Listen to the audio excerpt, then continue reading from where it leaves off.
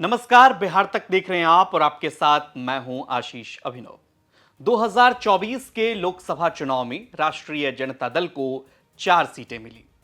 4 लोकसभा के सांसद दिल्ली पहुंचे, लेकिन अब इस बात की समीक्षा हो रही है कि जिस अंदाज में तेजस्वी यादव ने चुनावी प्रचार किया और धुआंधार तरीके से यात्राएं की, क्या उसका फायदा 2024 में उन्हें मिला?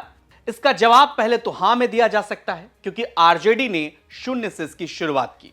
यानी कि 2019 में आरजेडी के एक भी सांसद चुनाव जीतकर लोकसभा नहीं पहुंचे थे। 2024 में यह आंकड़ा 4 हुआ है। 4 सांसद उनके जीते हैं।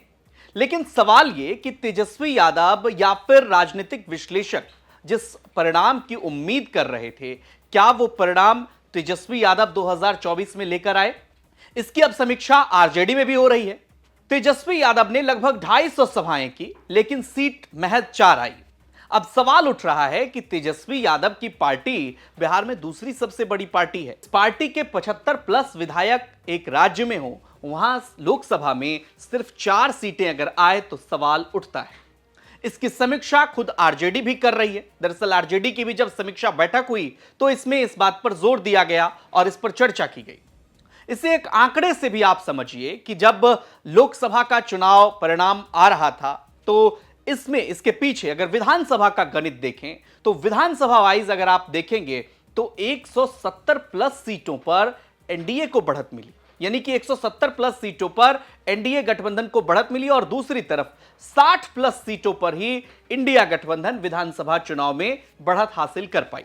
अब ऐसे में सवाल उठ रहा है कि जहां से आरजेडी के विधायक, यानी कि जो सिटिंग विधायक, जैसे मान लिया जाए आपके क्षेत्र में आरजेडी के विधायक हैं और वहां उस विधानसभा चुनाव में आरजेडी के कैंडिडेट पिछड़ गए हों, ऐसे विधायकों को लेकर अब आरजेडी क्या करेगी?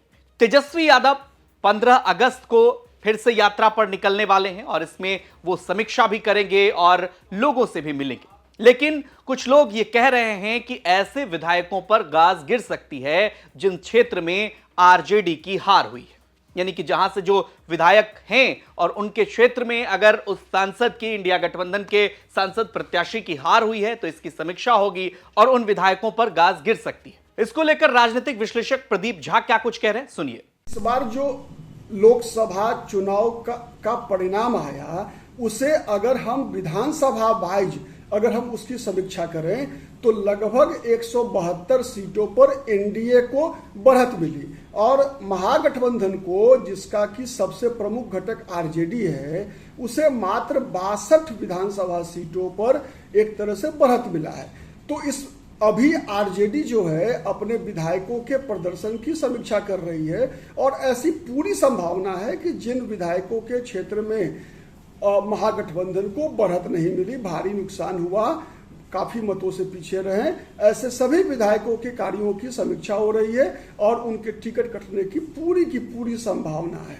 जाहिर तौर पर आरजेडी में भी इस बात को लेकर समीक्षा होगी कि जिस क्षेत्र में वो कमजोर पड़ रहे हैं, 2025 में पार्टी की रणनीति क्या होगी। सूत्रों की माने तो पार्टी की जो बैठक हुई उसमें कई विधायकों ने तर्क रखा कि पैसे की कमी थी, मैनेजमेंट की दिक्कत थी, तो उन विधायकों को या उन नेताओं को समझा दिया गया कि दूसरी तरफ आप देखिए माले का प्रदर्शन देखिए, जहां सुदामा प्रसाद चुनाव जीत करके आ गए। दूसरी तरफ अगर आप देखें तो राजा राम सिंह ने काराकाट में जबरदस्त सफलता हासिल की है।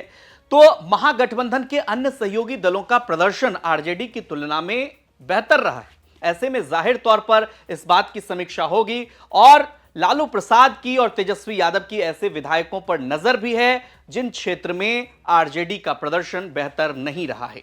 तो अब देखना दिलचस्प होगा कि 2025 में आरजेडी किस रणनीति पर चुनाव में जाती है और उन विधायकों का क्या होगा जिस क्षेत्र में महागठबंधन के लोकसभा प्रत्याशी को हार का सामना करना पड़ा। यह खबर आपको कैसी लगी, कमेंट कर हमें जरूर बताइए और बिहार की तमाम खबरों के लिए आप देखते रहिए बिहार तक।